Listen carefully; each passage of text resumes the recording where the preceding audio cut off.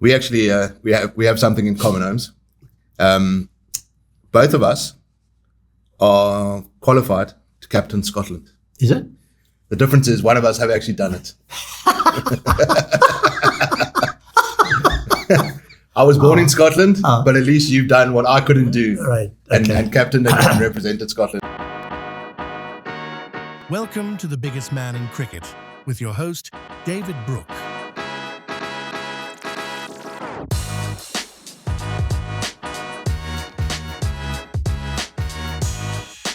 Welcome, Omar Henry, to The Biggest Man in Cricket. An absolute legend to have you on. We're at Newlands today, different venue. This is an icon venue, man. Beautiful. How are you? I can't complain, thank you. Lovely to be here. Yeah. Lovely to see you again. It's been a while. We had a stint together here at Newlands, so great fun to be here.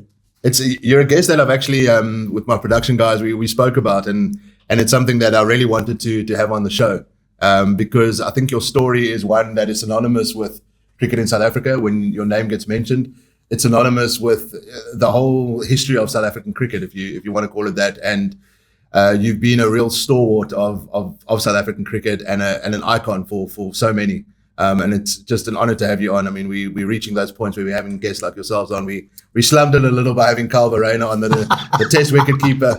But here we are today. And what have you been up to, Few things. I mean, I joined the veterans for a while. I saw that, yes. We'll talk about that. That was good fun. Yeah. In the meantime, basically, I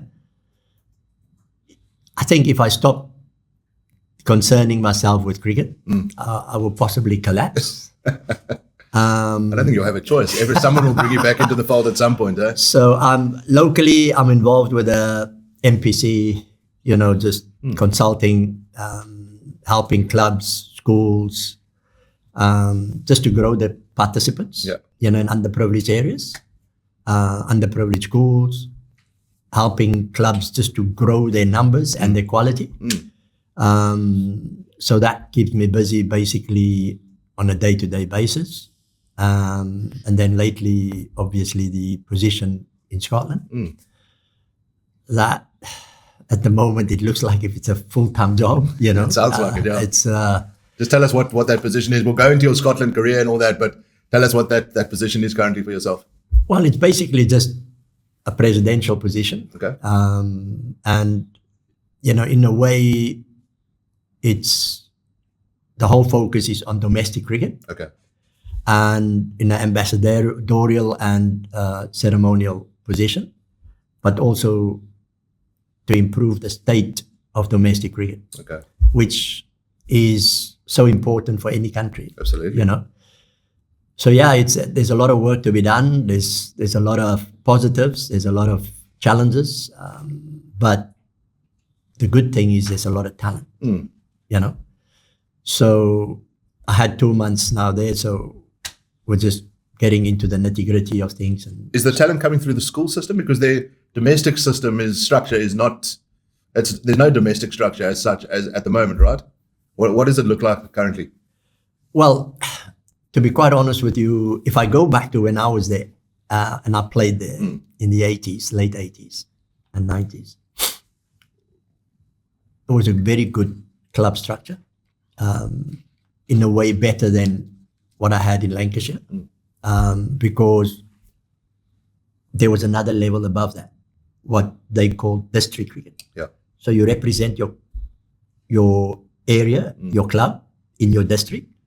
And if you're good enough and perform well enough in club cricket in your area, you get selected for your district. Out of your district competition, you then get selected for Scotland. But if your district win the Scottish leg of your district, you then go into the English leg of your district. Okay. So you play against the other districts within England. Okay. And then, all of a sudden you're exposed to good cricket. Gotcha. Even like minor county cricket, that level.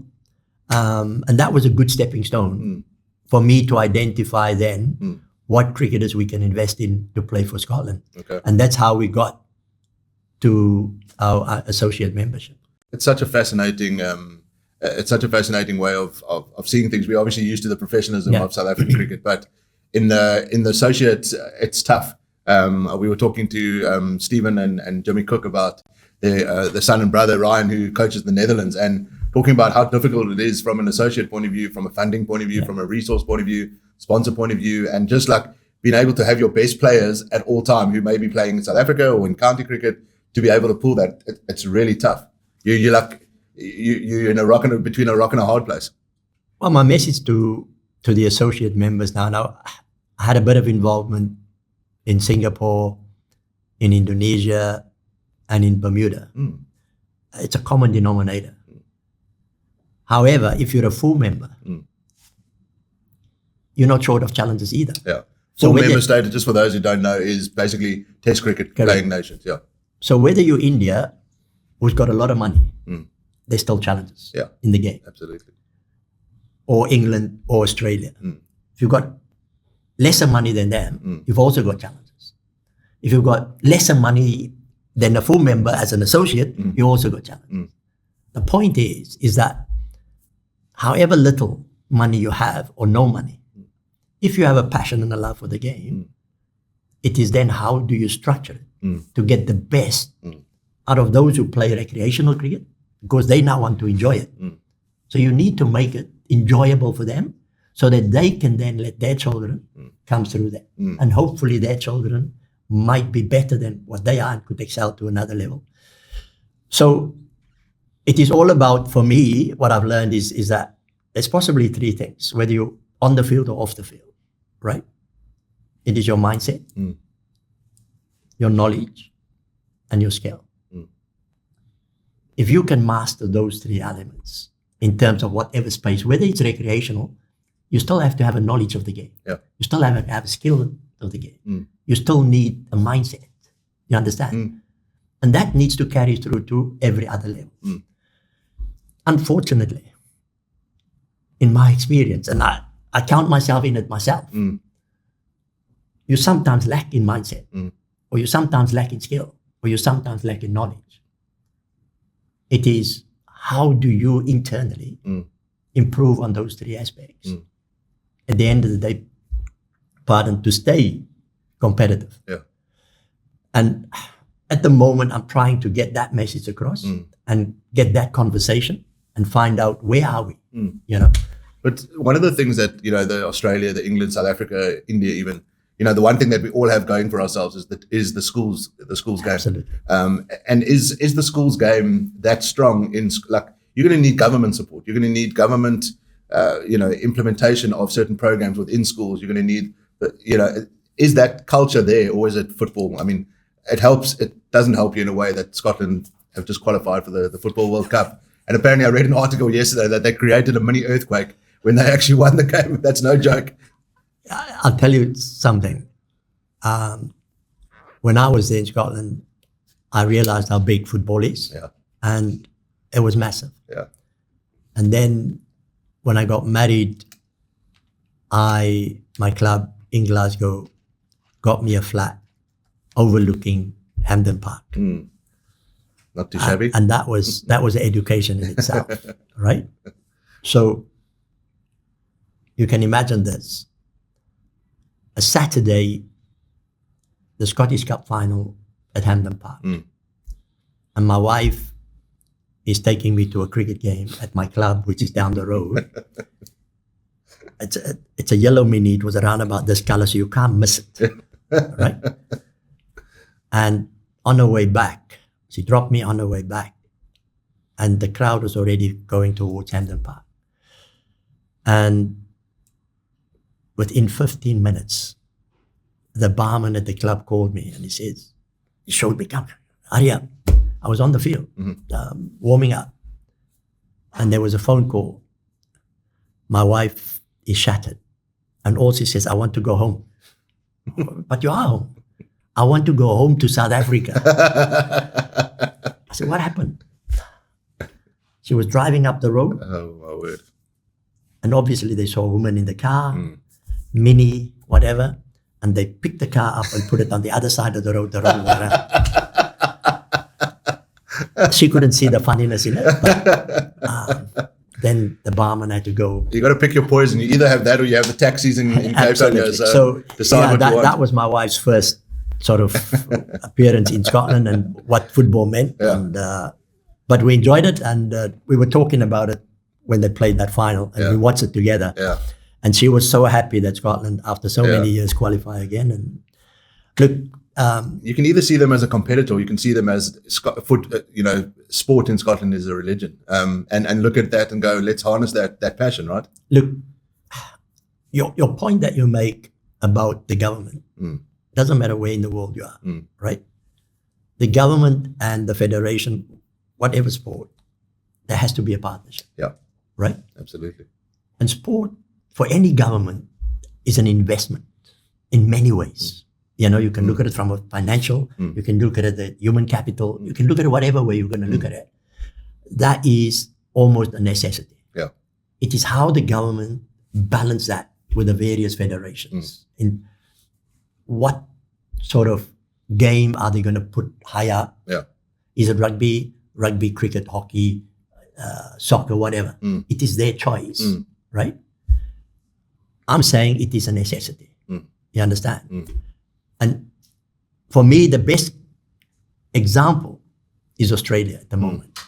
They lost it a little bit in the rugby, but they're coming back, right? So you look at rugby, cricket, and they compete in soccer now as well. So if you go there and you look at facilities, you look at infrastructure, you look at the quality of the stadiums, you look at the attendance, you look at the passion and the love, you can't go wrong. Yeah. So there is a blueprint. Yeah. We, as Scotland or South Africa, we need to find our model, right? And this is what I'm saying to Scotland at the moment. You've got soccer, right? I know cricketers or soccer players who played both, right? Same as rugby. Yeah.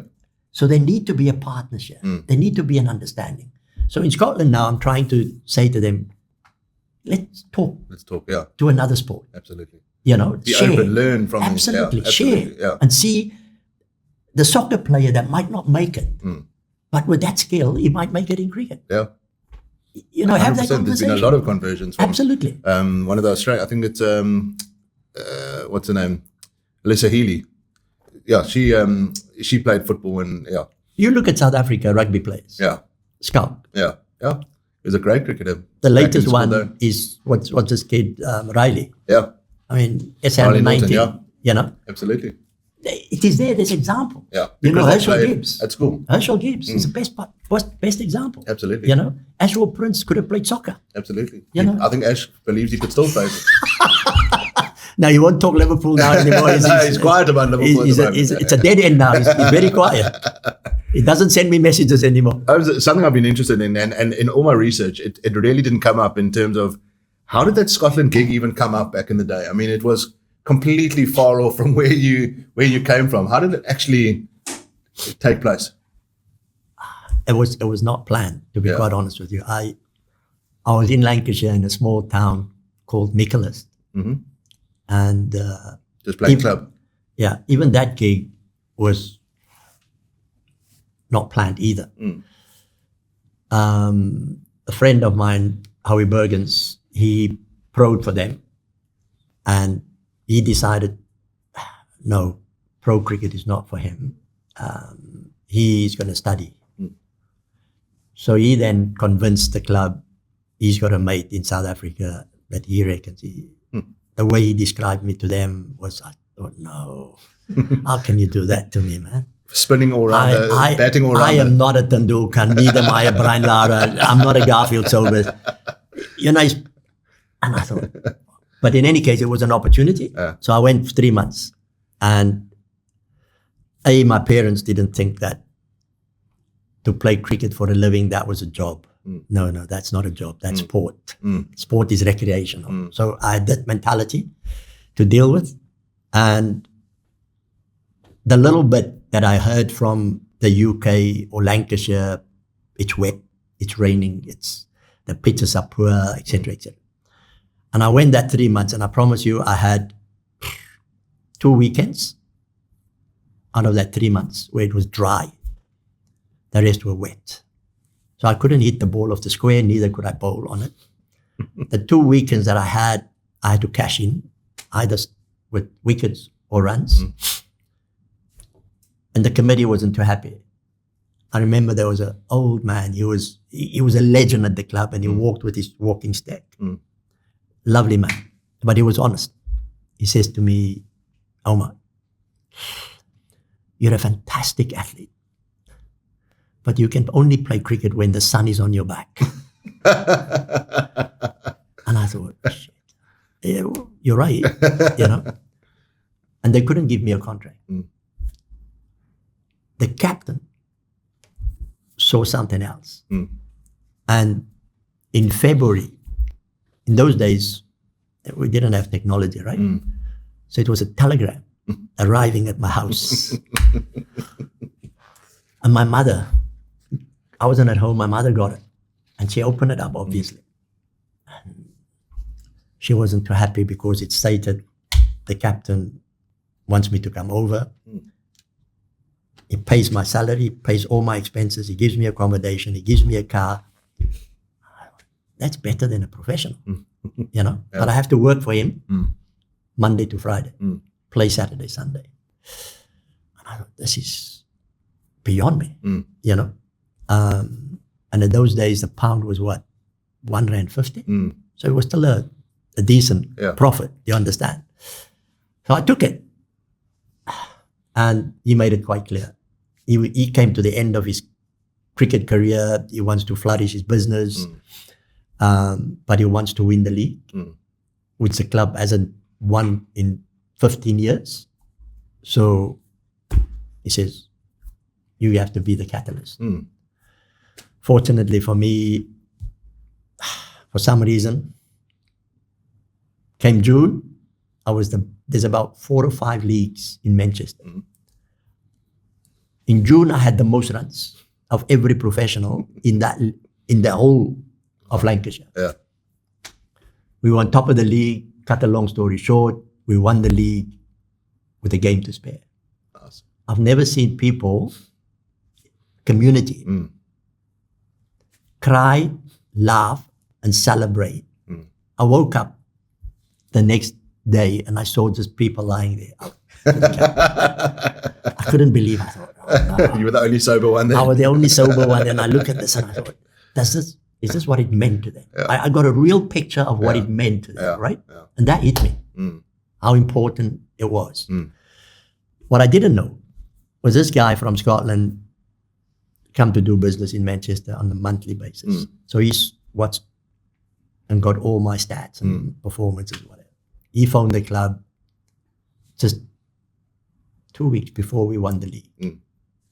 He obviously understood how the leagues work and whatever, saw that there were 2 weeks where they still play cricket in Scotland, and we finished. So he spoke to our secretary, who told him that I'm staying for another 2 weeks after our season before I leave. So he knew when I left, when I'm going to leave South Africa, England. So he got my number, phoned me up. And I listened to this guy, but I couldn't understand what he was saying. That accent was just, I said, oh, speak slowly, please, At that time, my English wasn't that good either because it was my first full season. And being an Afrikaans boy from Stellenbosch, Afrikaans was proper, So my English was yes and no at those days. So in any case, I spoke to him. I didn't know cricket was played in Scotland. So therefore that curiosity sort of made me go up 2 weekends. One weekend rained out. Surprise. Hardly played. Second weekend rained out. I batted. And on that basis, they signed me. Wow. Signed me for 3 years. And you don't get a 3-year contract in any league. Incredible, yeah. So that was a plus. So I went up there. What attracted me then was, besides the contract, was in Glasgow, the people in Lancashire told me, why you go? It's worse than Lancashire. It rains every day in Glasgow, and it's an industrial city. They're making ships and whatever the case is. Yeah. I got all kinds. Yeah. But when I arrived at the club, the ground was in an estate. I'm surrounded with 2 golf courses. Yeah. And this wonderful estate, you can go and walk and whatever. This is brilliant, So those were the things that attracted me. Yeah.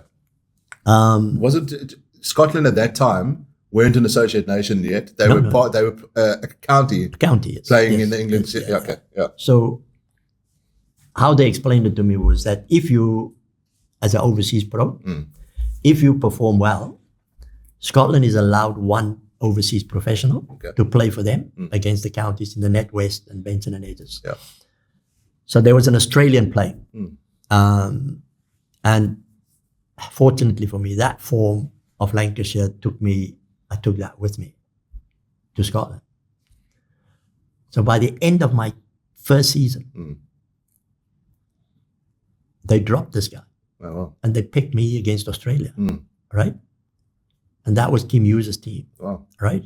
And I promise you that was a Baptist that I will never forget. I mean, Did you play That the was- game in Scotland? yeah, that was my first confrontation with an Australian cricketer. Give us some. No, I can't give This it is to a- you. This is you can swear on the show, huh? No, this is a public, so I can't swear. But I mean, that was an education, But it was brilliant. A for me, and B for my teammates. Yeah.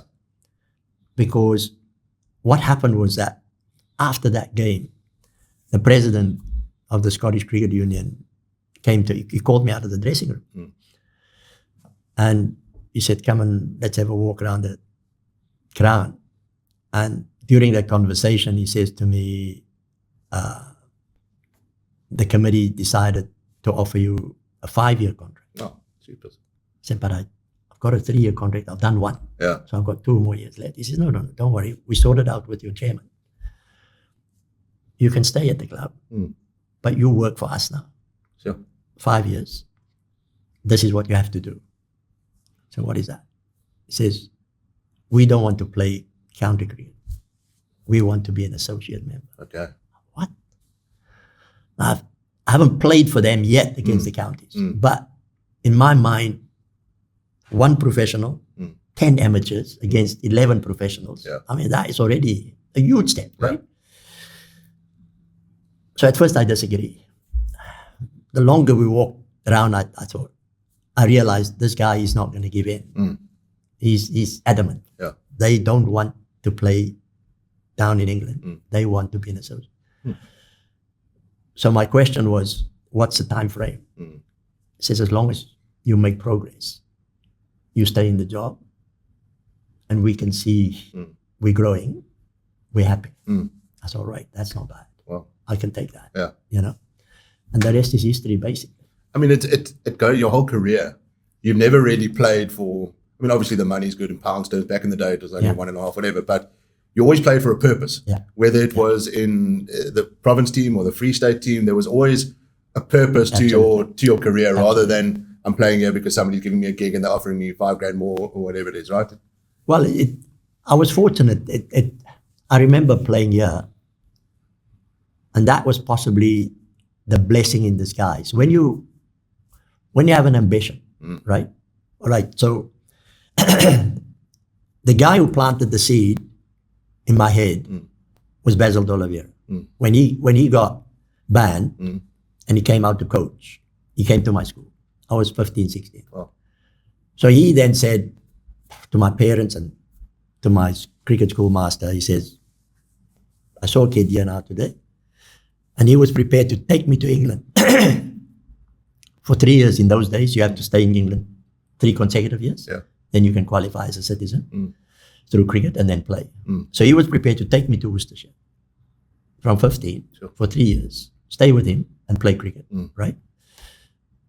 My parents said no. But the seed was planted. You understand what I'm saying? Yeah. So basically, I only went to school to do what?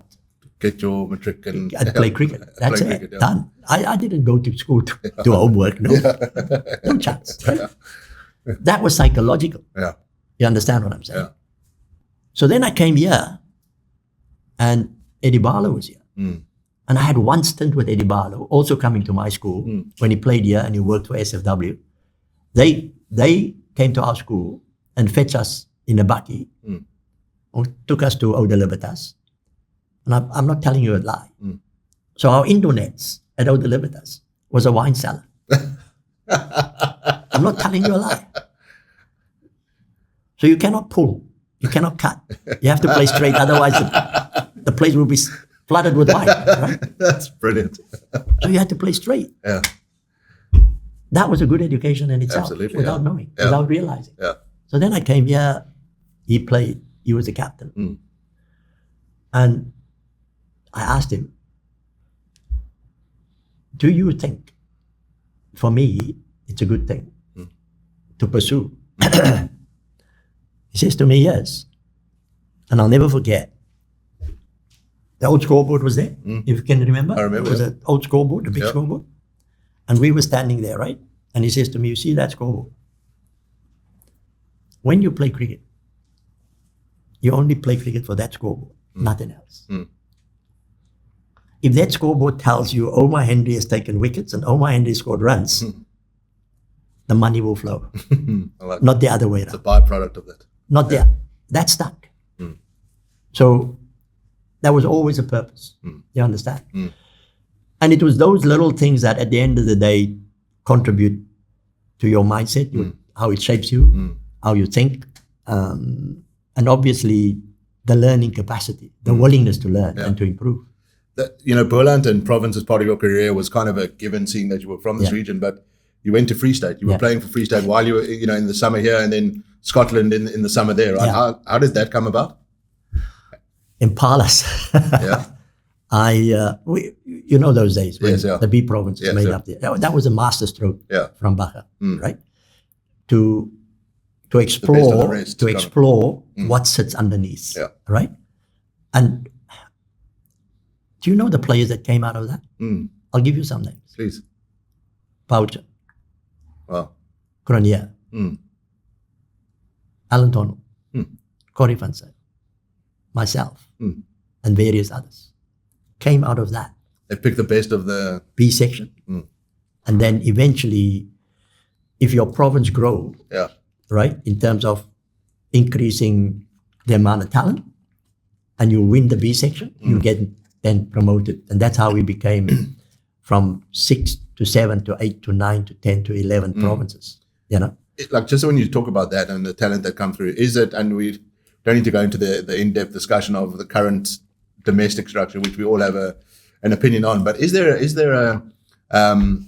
still something in a modern day Impalas where the best of the rest play? I know Cricket South Africa, and I really like this, was they had the SA under-19 team playing the last, I don't know why it hasn't happened this season, but they played in the T20 challenge because they might not have been playing. But is there a modern day Impalas, best of the rest, playing in the first division of domestic cricket? Is there a place for that in 2025? I think you have to look at the contribution of the Impalas, right? And then you've got to say, right, can this model work in the modern game? Yeah. Right? And are there other models that one can introduce? It never stops. We all agree that the game evolves at the top. Yeah. So if the game evolves at a rapid pace at the top, and the bottom don't narrow that gap, you're going to get caught. Yeah.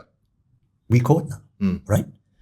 So I'm saying the leadership has to always be in control and sort of understand the trends of where the game is going and how we should then accommodate. Now, for me, there's two things. The cricket career of a professional is that short, right? You've got possibly another 20 years after you play cricket. Yeah. What happens after that? So if you breed a cricketer, you have to make sure that they can either go into another space, an environment, either business or whatever, or education or whatever the case is, but they're skilled in that regard, or they can go into cricket and serve the game even further. But the organization needs to ensure that whoever they identify and employ, there's a succession plan for them at the end of the day. You cannot leave them and throw them out once they've served the game for 10 years or whatever the case. So that's the responsibility of the organization and to a certain extent the government. That is not clear to me at the moment. So that's one thing that needs to be addressed. The other one is the models of how can you keep that gap narrowed so that there's a conveyor belt of products, quality products coming through, but they need tested. Yeah. We all need tested. Yeah. So at the moment, we haven't got that flow right yet, which means there is space for that discussion. I can tell you now in Scotland, that is where we are, is to see how that flow is, you know. And if that flow is flawed, it will challenge you at the end of the day. If there's a barrier in place. Absolutely. And I mean, I love where our Proteas team is at the moment. But if you look at our spinners, for example, and I mean, you must be very excited seeing 3 spinners playing in test matches and winning test matches. They're not youngsters. You know, these are guys that are late 20s or early 30s that have been around. Simon Harmer's, you know, played he's got 1,000 first-class wickets, hundreds of first-class games. But they've reached their peak at a later stage than a young spinner maybe coming through. So are we, you know, with, you know, domestic cricket, maybe SA20, the link there's a lot of opportunities for youngsters to come through a lot quicker, but the quality of cricket has to be there, right? No, absolutely. I mean, you just look at the spinners. All 3 of them has done the hard yards. Yeah. They have played hundreds of domestic first-class cricket, you know, and they produced, and they improved, right? So that's from a spinner's point of view. We sit also with a conveyor belt of quicks and variation of quicks, you know, left armers, right armers, swing, seam, pace, whatever. Excellent, right? But our batting, if you look at what we had, you know, your Callis, your Smiths, your Kirstens, your Gibbs, your Amlas, your whatever, you know, the top guys. I mean, Shukri admits, I haven't got a team of superstars, but he refers to the batter more than what he refers to the bowlers, right? He might not say it, but that's a fact.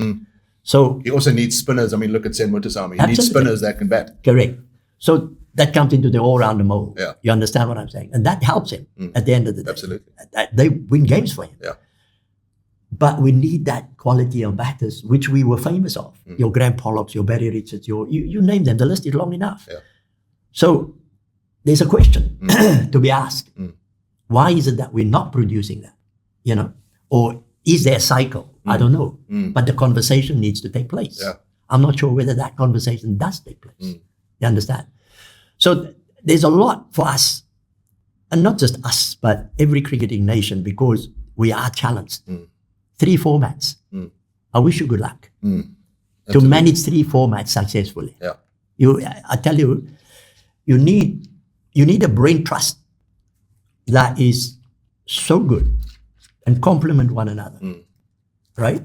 To plan and manage a conveyor belt of talent and direct them in the right direction in terms of the 3 formats or all 3 formats, whatever. But to maintain a standard, let's say top 3 or top 5 in every format. Very difficult. You need a team that can really plan that successfully. Right? And that's what the modern game demands at the moment. Australia for me stands out. I mean, what happened the other day, it tells you that these guys are not crazy. They are ahead of the game. They are not afraid of the game. You know? And they know how to find solutions. And that is key for me. Yeah.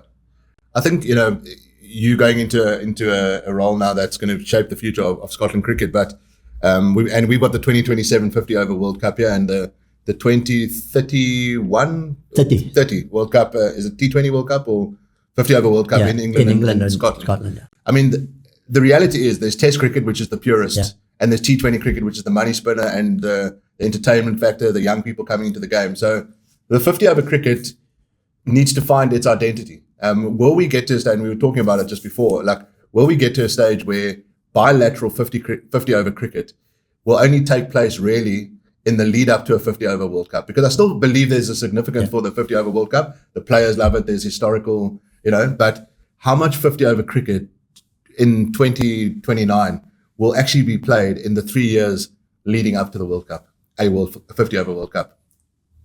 Look, again, that conversation needs to take place at the ICC.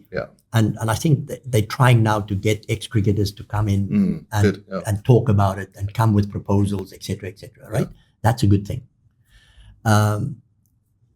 There's a balance between the guy who organizes marketing and the money, right? Yeah. And then there's a string, a list of countries that's depending on that money. Yeah. You understand? Yeah. So that's the one.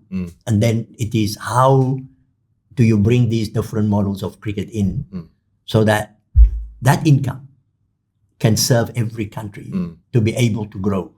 And what is the country itself doing to get the third stream? What's it? So there's a lot of education needs to be done. There's a lot of knowledge that needs to be shared from a developed country to an underdeveloped country. You understand? Whether that is taking place, I don't know. Right? So I agree with you that model needs to be unpacked, the pros and cons. As far as income is concerned, I think the ICC needs all three, to make some money. The one, T20s, obviously, it's standing out. Yeah, and that's where the TV. Absolutely. There's only one TV money pot. Correct. Yeah. So you now then had to say, right, now how can we piggyback the other two formats and make sure that we can balance it nicely in a 12-month calendar and not sort of neglecting the one. Because you talk to even current cricketers today, they want to play more test cricket, but it is not sustainable. Yeah. So how do you package that? You understand? Because that is where you are really tested mentally. There's a different mental test in a T20, right? 100%, yeah. But over 5 days, my goodness. Just some of the stories, obviously back in your day, there wasn't social media and people around with cameras recording everything in the change room. Just some cool stories of, like, you obviously played against the Mean Machine back in the day, the strong Western Province side. You played with some legends at Free State. Just give us some cool stories from back in the day. I remember Newlands. You come here, and Newlands wasn't as big. It was congested. People were sitting on top of you. Yeah. So you had characters, and I remember I came here with Free State, but by then I knew what the people were like, and I was fielding on the left. If I looking now with the old scoreboard used to be, I was fielding on the left. On the left there was a little the planes. That's the right. Huts. Yeah. So I was fielding there, and they were sitting on the grass, and I was walking backwards towards them, right? And the guy was shouting my name, and I didn't look. Third time again. And then the fourth time I looked around, and he says, just tell me, man, why does the birds in Free State fly upside down? What? Shit, what are you talking about? So I said, I don't know. He says, gee, you must be stupid, man. The only reason why they fly upside down is fuck all to see.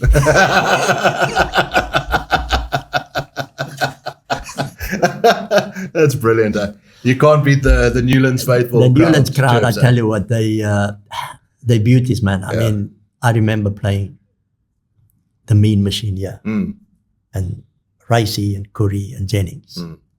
They couldn't take them, But the best one was also for Free State. Cronje wasn't the captain. Bertie was the captain, and Cronje came down here to what we call the coloured section in those days, and it was humming. Yeah. So he went down about 3 overs, and apparently by the third over, he was also standing with his back towards them, and he said, Cronje, maak jy die naam. So he turned around. Before he could say anything, they said to him, gee, you look like us. Look at your hair. He came up. Next over he comes up. He says, but I'm not going to go down there. Send Pang down there. His mates is giving me crap. That's a great story. Who were some of your teammates besides for Cronje, and who were some of your teammates at Free State at that time, in that era? Oh, we had a fantastic team. For a young team, I played the first year, and I looked at that team, and I thought, gee, this is it. But we couldn't win a 40 game. We couldn't win a 40 game. And it was almost a very conservative approach, right? And then they made Hansie captain. And I remember he was sort of talking to everybody, the players, and asked, what can we do to improve and whatever the case is. And then he came to me and he was discussing possible coaches and whatever. And we spoke about 2 coaches that could contribute to the potential quality of that team. And Bob Woolmer's name came up and Eddie Barlow. But Bob Woolmer was never going to come because of his connection with South Africa, right? So he was always going to go with the South African team, which left Barlow. But Barlow wasn't coaching, he was farming somewhere here in Kulanov, whatever. So Cronje drove down. He drove down from Bloem to go see Barlow personally. So he succeeded. And that was one of the things that contributed to the entire change of that entire team. Mentality, everything, belief. Everything, work ethic, everything. And you won the 4-day competition when you were there? We annihilated everybody. And Free State dominated South African cricket for about 5 to 10 years. And that was the quality of that team. If you look at it in the team context, the opposition will look at you and they'll try and see who's the weakest link, right? They couldn't find. There was none. I'll give you some. We played KZN in Bloem, and Jonty was playing. We ran him out. Wow. Jonty, right? He couldn't get a run out. We stole singles against them, right? And we beat them. So he came, the game is finished. He came off the ground. Now, our dressing room was on the left, and the visitors' dressing room on the right. He came straight up our dressing room, into our dressing room, opens the door, and he counted everyone, right? Now, him and Cronje are big buddies. So Cronje asked him, what are you doing? He says, I'm just counting whether you are 11 or not 15 because you weren't 11 out there. So that's the biggest compliment that you can get. That tells you. You understand? So it's a team. I must say, every provincial team I played for, they had common denominators in terms of why they were successful. And then there were other things that was unique to every province, whether it was Western Province or Boland or Free State. Province had a uniqueness. Boland had a uniqueness. It worked for them. And so did Free State. It's a great point you make there because immediately I go to the current domestic system and I cannot tell you any team that has its own identity. And that for me means either there's too much change in domestic cricket every season, which there are. We spoke about it in the previous episode where it was, 60% of the players are moving around every season kind of thing. So it speaks to that like lack of identity, and the identity like the mean machine, and that is something that brings fans to the grounds. It's a connection that brings, which I know is lacking in domestic cricket. I mean, your son-in-law, some people might not know, your son-in-law is Rory Kleinveld. He's married to your lovely daughter, Ray. He's obviously involved, and you spoke about the players retiring and getting back into cricket. He's now the coach of Western Province side. He's giving back. I mean, he was made to be a coach, Ross, right? Well, I think just from his own family. I mean, that history goes back many, many moons. Right?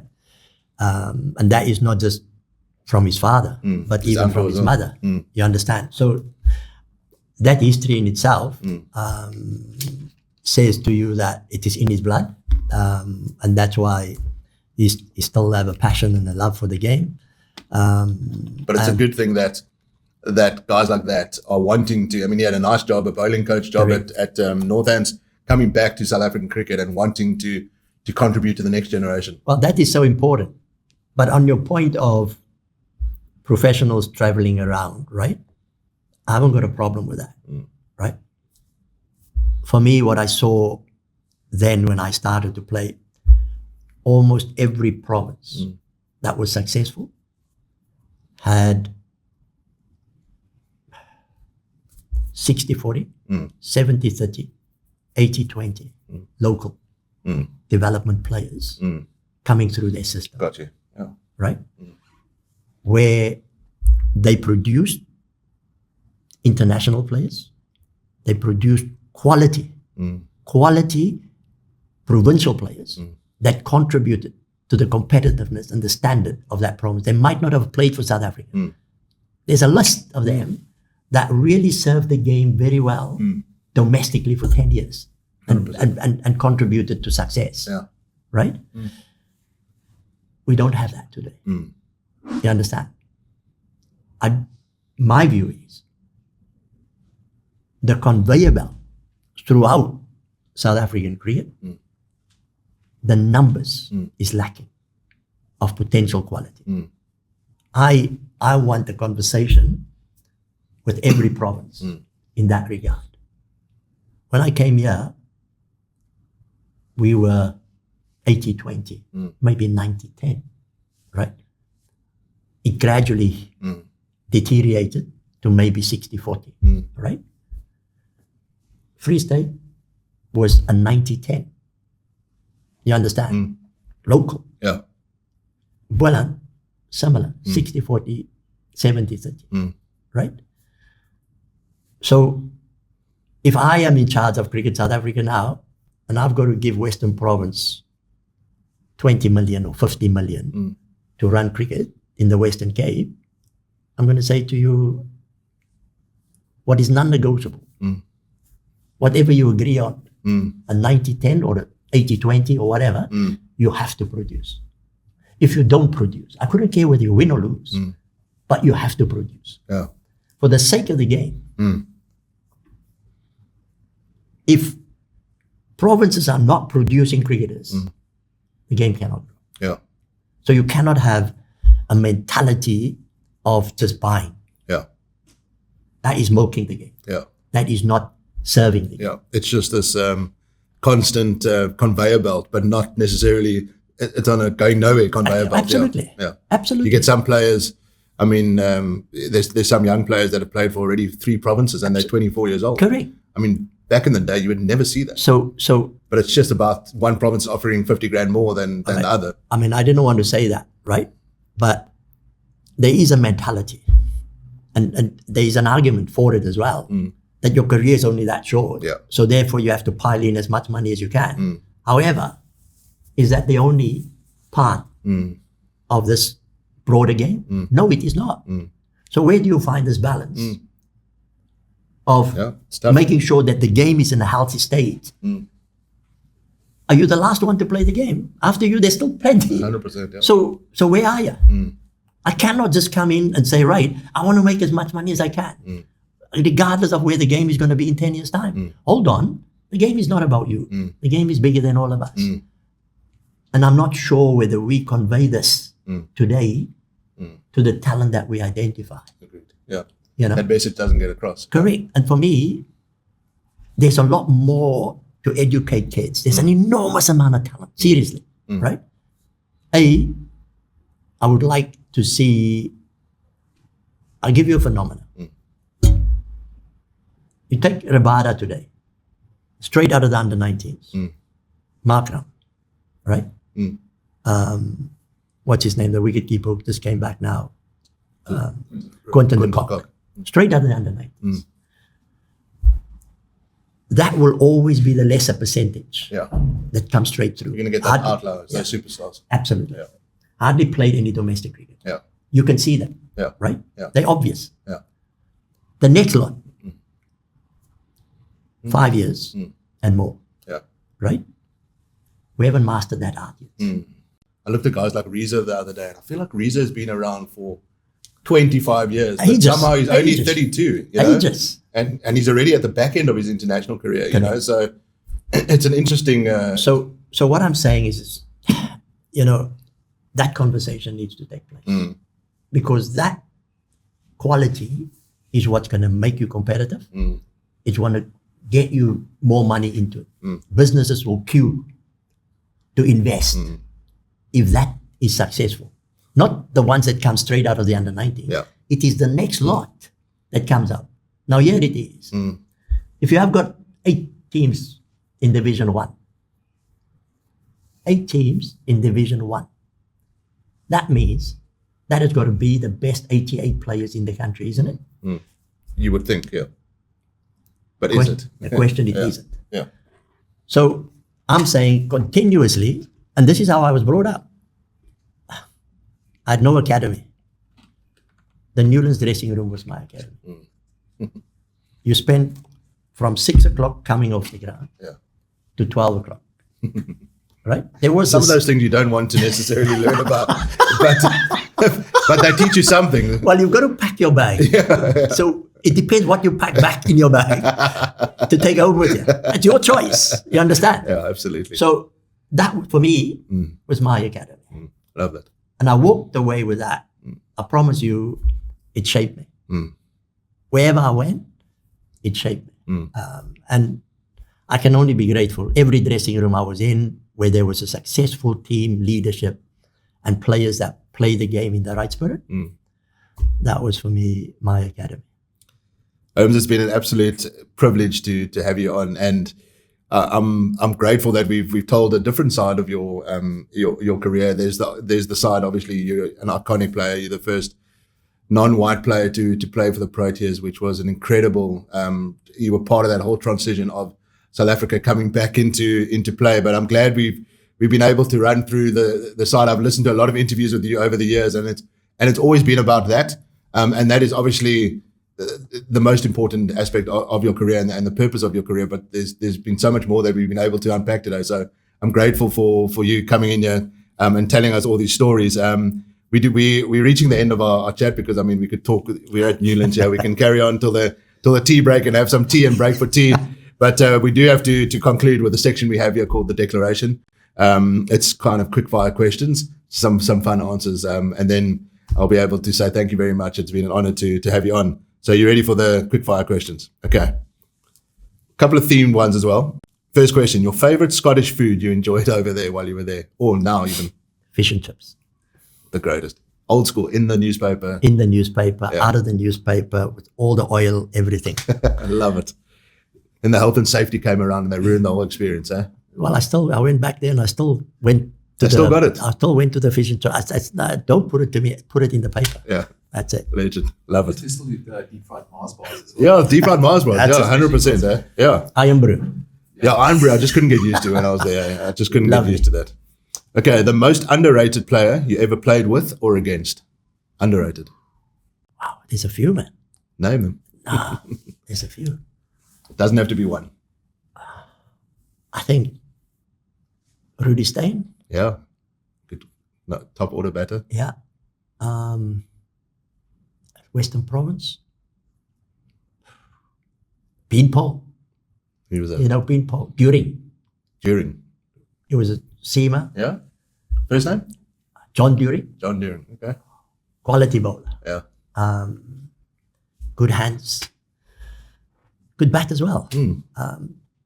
Never got, I reckon, the recognition, but look, the competition in those days was tough. It was tough to get through. Yeah. But he was and a gentleman as well. Nice. I was in some great battles with him against opposition. He bowled from the one end and I bowled. And it was a joy to bowl with him. Nice. So those two possibly springs to mind. Yeah. Love it. Your favorite batsman to bowl to that you just had his number? Oof. There were two guys. Can't remember the one. The one was from Border, and then Nosworthy was one as well. Dave Nosworthy, yeah. He was, I think he used to crap himself when I threw it out, But it was all in good faith. Yeah. It was all good fun. Dave Nosworthy, great one. The best spin bowler in the world right now, according to you? Depends on the formats. Let's go Test cricket. Test cricket now must be Lions. Nathan Lyon. His longevity. The story that I heard was he was a groundsman in Adelaide and learned his trade bowling in the nets to the players. Just because he was there. And you look at where he is now. Incredible. I mean, that is unbelievable, you know. So, yeah, he's possibly standing out for me. Nice. Your favorite non-cricket sports person that you admire, whether it's past or present? Non-cricketers, say soccer players. Then there's rugby players. Then there's golfers. I can tell you golfers is Tiger Woods. Yeah. And then if you give me a soccer player, that will be, well, there will be two, Ronaldo and Messi. If you talk about rugby, oh my goodness. I mean, it's got to be coming out of South Africa. And right now, this team is full of them. Yeah. You just have to look at, the forwards. What is the hooker's name? Malcolm Marx, he just won the World Rugby Player of the He's a Year. solid. Yeah. And then the guy next to him, Ox. Yeah. And then you look at the utility players, the fly-ups, Talent all around. Man, they're full of them. So Yeah. I can give you a list of them. We can name the whole Springbok 15. Absolutely. Then the final question, Holmes. One player from your generation who would have been a star in the SA20 tournament. Who's a 10 million rand auction buy from your era? Eddie Barlow. Nice. He was ahead of the game. 50 years ahead of the game. He hit you for a 6 over cover point. And third man. Yeah. that was beyond. Yeah. Amazing. And he was a bowler who swings it. Yeah. And he was a good fielder. He was a proper the full all-rounder. package. Yeah. 10 million rand easy. Oh, easy. He missed out big time. Yeah. Well, he got a bit of packer, so Yeah. he's happy with that. Omar Henry, it's been an absolute pleasure to have you here. We might not be in Bootlegger coffee shop today. We're at Newlands Cricket Ground, a little bit of a better view, but I did bring some Bootlegger coffee along to say thank you very much for making time out here to come on to the biggest man in cricket. It's been an absolute pleasure. Thank you so much. Man. My wife will enjoy that coffee, man. She's coffee crazy, so lovely. At least the few hours I spend here, I can make up with her. Thank you. Say here's a present for you. And good luck. Good luck with the Scottish gig. If you ever need a Scottish consultant, I have my passport ready. Just let me know. I was a bit of a medium pacer back in the day, but dodgy knees. Not going to contribute much, but I can contribute on the administrative side. We won't need you on the park. We're going to try and sell you as a podcaster. Spread the word. The biggest man in cricket podcasting in Scotland. Spread the word. Yeah. Spread the word. Love it. But thanks a lot, man. I really appreciate it, and all the best with your programs. Thanks very much. Thank you very much. Thank you. Sure. Guys, well done.